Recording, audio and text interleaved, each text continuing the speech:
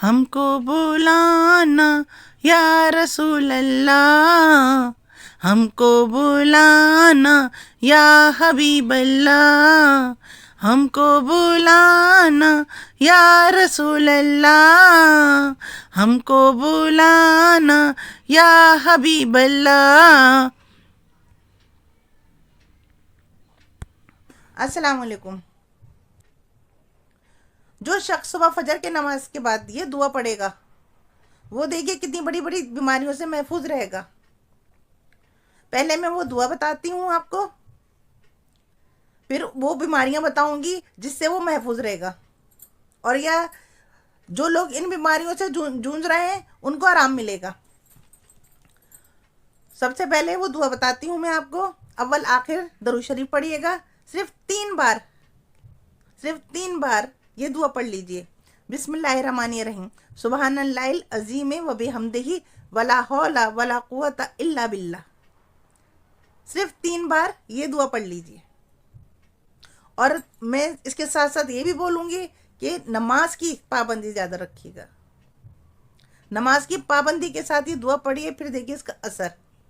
अब उन बीमारियों के नाम बताती हूँ। नंबर 1 पागलपन, कि जो कोई पागलपन का शिकार है, दिमागी मरीज हो। नंबर 2 कोढ़, नंबर 3 फालिज, नंबर 4 आंखों की रोशनी। तो पहले बताती हूँ मैं पागलपन। तो जो कोई इस चीज से जूझ रहा हो उसके लिए भी बहुत फायदेमंद है, और जो शख्स ये पढ़ेगा वो इन 4 बीमारियों से दूर रहेगा अल्लाह के हुक्म से इंशाअल्लाह ताला। जैसे इंसान दिमागी मरीज है, सोच रहा है, डिप्रेशन का शिकार है, भूलने की आदत है, मिर्गी की बीमारी है, वो इन चीज़ों से दूर रहेगा। और जो इस चीज़ से जूझ रहे हैं वो पढ़ेंगे तो उसको बहुत जल्द फायदा होगा। ऐसा होता है ना कि इंसान बैठे बैठे सोच रहा है, डिप्रेशन का शिकार है, दिमागी तौर पर मतलब पागलपन की हरकतें कर रहा है, और जिसके भूलने की ज़्यादा आदत होती है। बहुत लोग हैं जैसे कि कुछ लोग बाजार जा रहे हैं, वहाँ कुछ सामान भूल गए, घर से जा रहे हैं तो घर से 4 चीज़ें भूल गए, और कुछ रखा था वो भूल गए, कुछ बात याद आती है, कुछ याद नहीं आती लोगों को। तो उस चीज़ के लिए ये जो भी पढ़ेगा उसके लिए फ़ायदेमंद है। नंबर 2 कोढ़। कोढ़ देखिए कितनी बड़ी बीमारी है। लोग सुनते हैं कि किसी को कोढ़ है ना तो उसके पास जाना भी पसंद नहीं करते, खड़ा होना भी पसंद नहीं करते, क्या हमको ना हो जाए। तो कोढ़ ऐसी बीमारी है, तो अल्लाह पाक उसे महफूज रखे। जिसको भी है, जिसको भी कोढ़ की बीमारी है वो इस दुआ को पढ़े, इंशाल्लाह बहुत जल्द वो ठीक होगा। दूसरे यहाँ तक के स्किन पर दाग धब्बे हों, कालापन हो, जैसे मोटे मोटे दाने हो जाते हैं, तिल होते हैं, उस तक से को इस दुआ से फ़ायदा मिलेगा। और जैसे जिसके जिस्म पर काले सफ़ेद सफ़ेद धब्बे हो जाते हैं ना, और पूरी स्किन उसकी वाइट हो जाती है। हमने अपने बचपन से सुनते आ रहे हैं, ये दुनियावी बात है, आपको बताती हूँ, हदीसी बात नहीं है। हम सुनते हैं किसी के मछली खाई है और उसके बाद खाना, मछली खाई है, मछली में खाने में हमने मछली खाई है और उसके बाद हमने दूध पी लिया, तो जैसे हमारे जिस्म पर यूँ हमारी स्किन फटी फटी सी हो गई, धब्बे सब वाइट वाइट धब्बे हो गए, कि जिसके मछली गर्म होती है तो उसने फाड़ दिया दूध को। हम अपने बचपन से ही सुनते आते हैं, बट ये नहीं जानती सच है या झूठ है, लेकिन हम बचपन से ही दुनियावी बातें सुनते आते हैं। तो वो जैसे वाइट वाइट धब्बे हो जाते हैं ना, तो उसके लिए बहुत अच्छी दुआ है ये। और जो इस चीज़ का शिकार है वो ये दुआ पढ़ें तो इंशाल्लाह वो बहुत जल्द ठीक हो जाएंगे। नंबर 3 फालिज।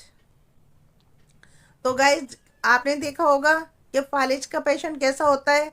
वो खुद से ना उठ पाता, ना बैठ पाता, ना खा पाता, यहाँ तक कि वॉशरूम तक जाने में भी कोई सहारा चाहिए होता है, खाने के लिए भी। वो बात भी करता है तो जैसे उसकी बात भी समझ में नहीं आ पाती किसी के, वो एक मोहताज हो जाता है।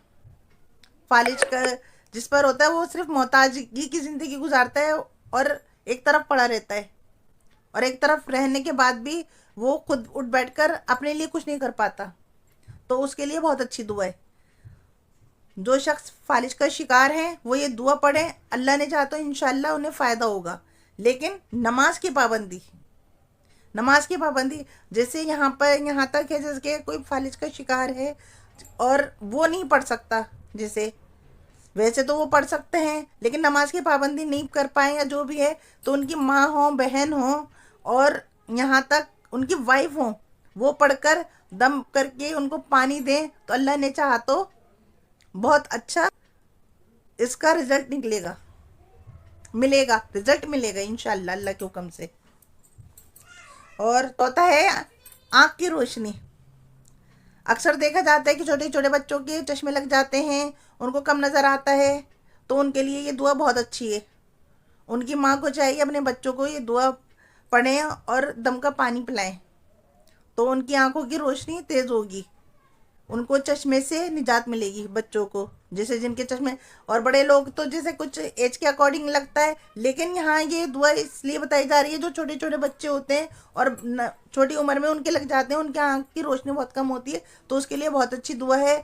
किसी के मोतिया भी ना आ रहा हो आँख में, जैसे उसके लिए, और किसी के ऐसा होता है ना आंखों के नीचे अंधेरा आता है उसके लिए, और आँख नाबीना होना उसके लिए भी बहुत ज़रूरी है ये दुआ।